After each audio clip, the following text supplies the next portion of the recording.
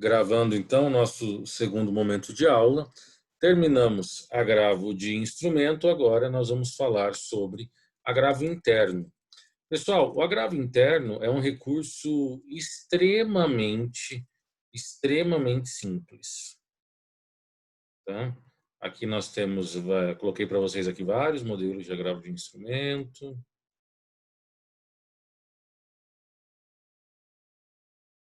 As declarações e aí o agravo interno. Vamos lá. Tanto o agravo de instrumento, o agravo interno, ele é um recurso tão simples que ele é previsto em um único artigo.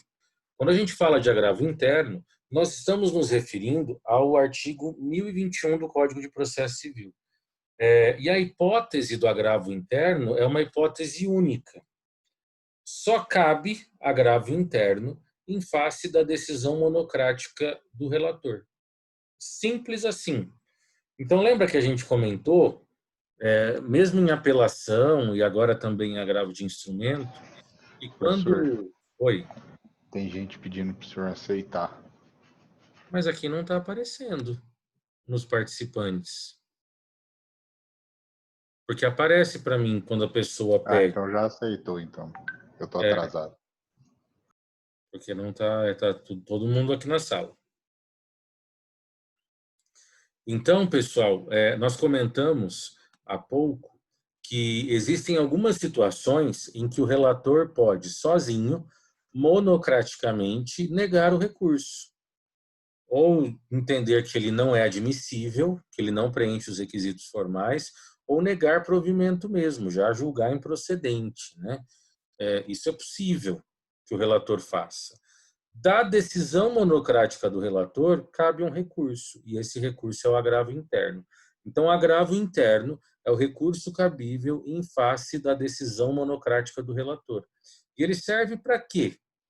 Por meio do agravo interno, você dá uma oportunidade para o relator se retratar, e o relator poderá fazer retratação, mudar de ideia, ou então você vai levar esse julgamento do relator para o órgão julgador, para a Câmara, para que a Câmara analise, para que o órgão colegiado analise. E aí, julgar a favor do relator, seguir o entendimento do relator ou então mudar o entendimento do relator. Então, agravo interno só serve para atacar a decisão monocrática do relator. E ele pode ser utilizado, pessoal, em qualquer tribunal. Então, se o meu processo, e aqui também não importa o recurso, tá, que o relator negou monocraticamente.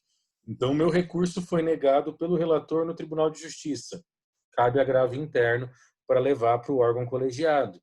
Ele foi negado monocraticamente no Tribunal Regional Federal. Cabe agravo interno para levar para o respectivo órgão colegiado, para o grupinho analisar. Ele foi negado monocraticamente no STJ. Cabe agravo interno para levar para a turma responsável julgar. E assim no STF, em qualquer tribunal, nós temos essa possibilidade. Sempre que o relator monocraticamente decidir, se eu não concordo com o relator, posso interpor agravo interno. E aí, por meio do agravo interno, ou o relator muda de ideia e se retrata, ou então haverá o julgamento colegiado, onde será mantida a decisão do relator ou haverá modificação da decisão do relator. Temos um problema, uma consequência, que é, se o meu agravo interno interposto for negado de maneira unânime, então interpus agravo interno diante da decisão do relator, da decisão monocrática. O relator não se retrata e manda o meu recurso de agravo interno para julgamento colegiado. Se no julgamento colegiado os demais julgadores, de forma unânime, negarem o meu recurso, concordarem com o relator, mas tem que ser unânime. Se um votar contra, já estou livre da multa. Se a negativa do órgão colegiado for unânime, eu serei condenado a pagar uma multa. E essa multa vai variar de 1 a 5% do valor da causa. E além disso, para eu continuar recorrendo nesse processo, Os meus novos recursos só serão aceitos se eu tiver pago a multa. Enquanto eu não pagar a multa, não se aceita mais nenhum recurso por mim interposto.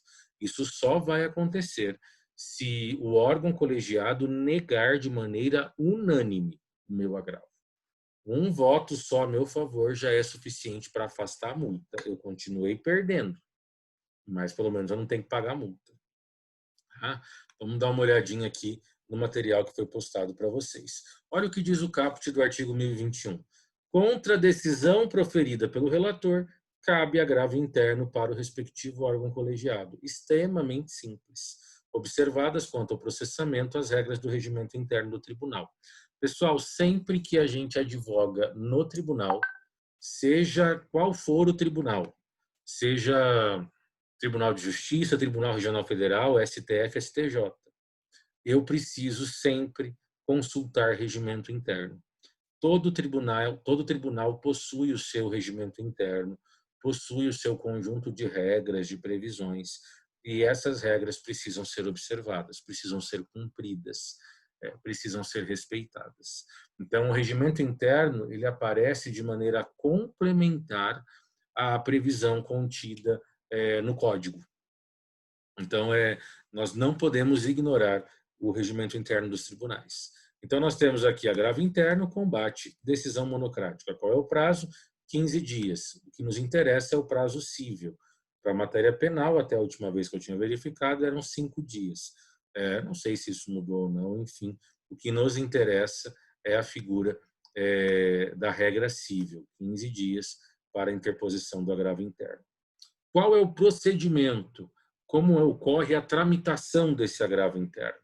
O agravante, ele vai interpor o agravo interno apresentando as suas razões e impugnando de maneira específica a decisão monocrática do relator. Esse agravo interno é dirigido, né, ao próprio relator e assim que for recebido pelo relator, mais gente chegando aqui, só aguardar entrar. Assim que esse agravo interno for recebido pelo relator, ele vai intimar o agravado para contra-razões de agravo interno. Sempre tem a resposta, né, do recurso, também em 15 dias. Após isso, o relator poderá se retratar, anulando a sua própria decisão, a decisão atacada. Se o relator se retrata, o recurso principal, aquele que deu origem à negativa do relator, vai seguir. O relator se retratando, eu consegui o que eu queria, mudando de ideia. Se ele não se retrata, aí o meu agravo será julgado de maneira coletiva, de maneira colegiada. Lembrando que, se em votação unânime o recurso for inadmitido ou improcedente, haverá, for negado provimento, haverá multa de 1 a 5%. Bom, tudo isso está previsto no artigo 1021, nos seus respectivos parágrafos. Aqui eu coloco só para você uma situação, primeiro, da fungibilidade, que é o artigo 1024.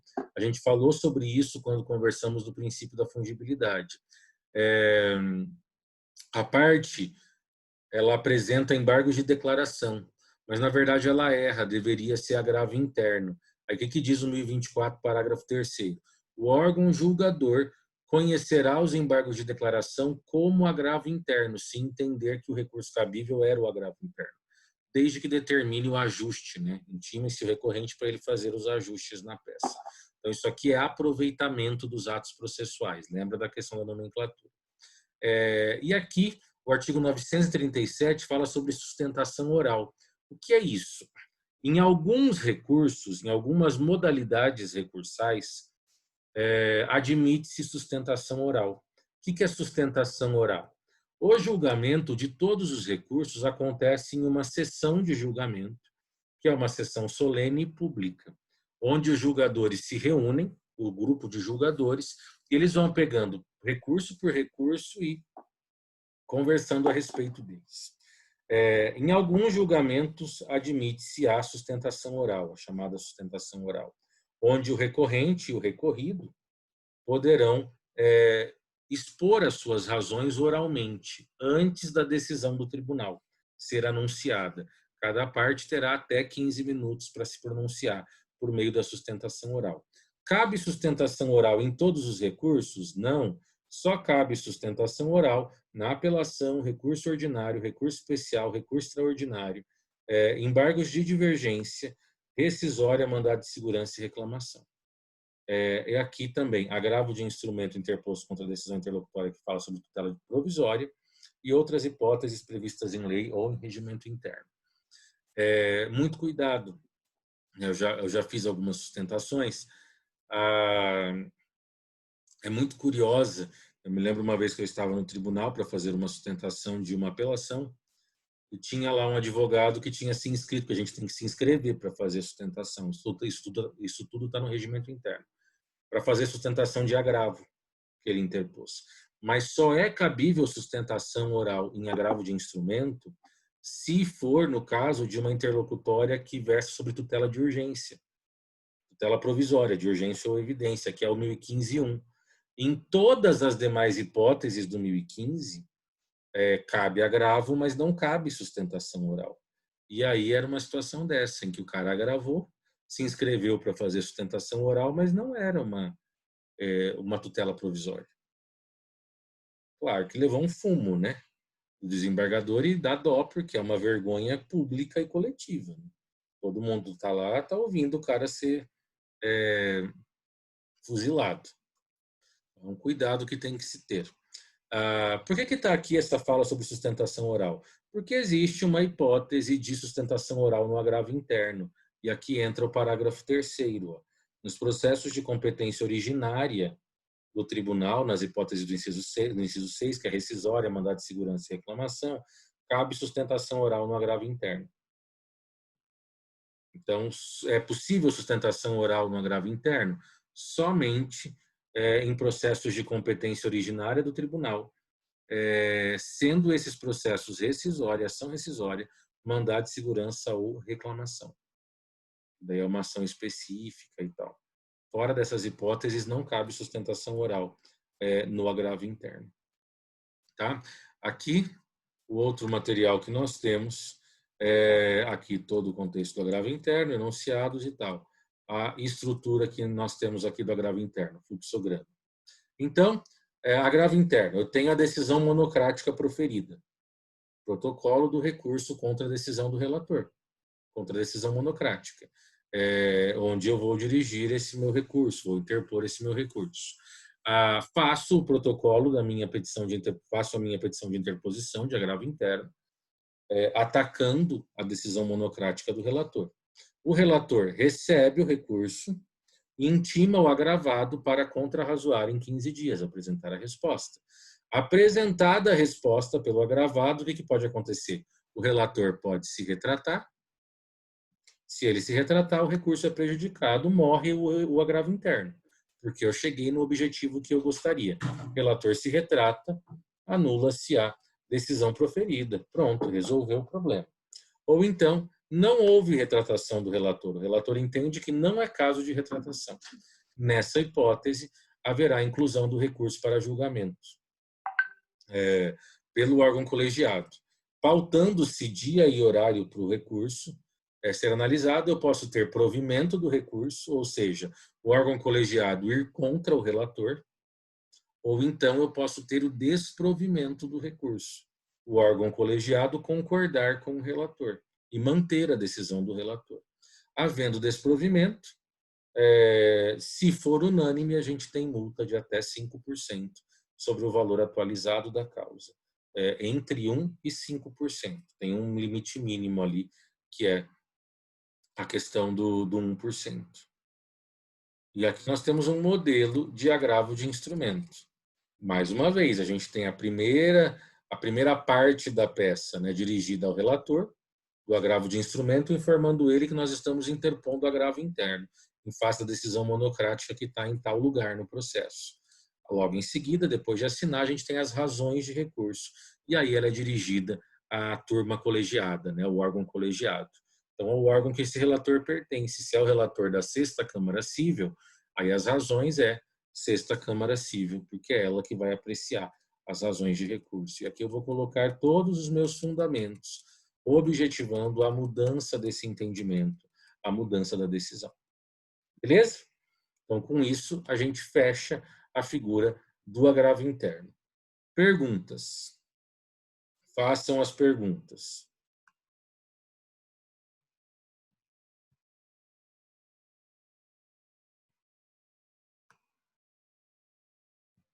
Vamos lá, povo.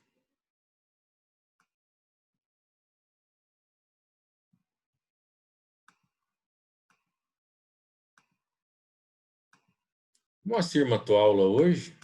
Olha só.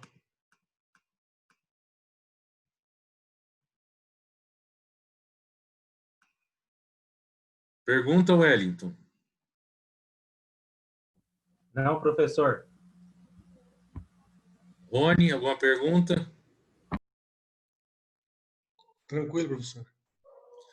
Esse Robson Samuel, eu não estou lembrado do Robson Samuel. Talvez seja uma pessoa que eu estou pensando, mas eu não tenho certeza, né? Quem é o Robson? Você já foi meu aluno, né, Robson Samuel? Ou você entrou depois? Professor, ele entrou desde o primeiro ano. Então eu acho que é quem eu estou pensando mesmo. Então, né, eu estou fazendo confusão. Tá acompanhando, Lucas? Alguma dúvida? Estou acompanhando sim, professor. Vou ter que fazer uma leitura depois novamente, é claro, mas estou acompanhando. Depois que vocês fizerem essa leitura, porque é importante, qualquer coisa vocês me mandem mensagem, tá? Pode mandar mensagem no WhatsApp fazendo as perguntas, não tem problema nenhum. Pessoal, o próximo recurso que nós vamos estudar é o recurso de embargo de declaração. E ele está no mesmo material do agravo interno. Só que nós não temos mais tanto tempo assim antes de encerrarmos o horário de aula, que é 8h30. Então, eu prefiro começar embargo de declaração semana que vem. Hoje a gente fechou agravo de instrumento, falamos de agravo interno. Então, vou liberá-los mais cedo e semana que vem a gente fala de embargo de declaração com um pouco mais de tempo, para eu não ter que interromper no meio a minha fala, tá bom? Então, boa noite para todo mundo. Nos vemos semana que vem. Excelente final de semana para todos. Se cuidem. Juízo. Eu não estou me vendo. Um motivo minha câmera sumiu. Enfim. Mas é isso. A gente continua então semana que vem. Vai dar uma descansada antes da próxima aula, tá bom? Até mais, gente. Se cuidem. A gente se fala. Continua a nossa conversa semana que vem. Tchau, tchau.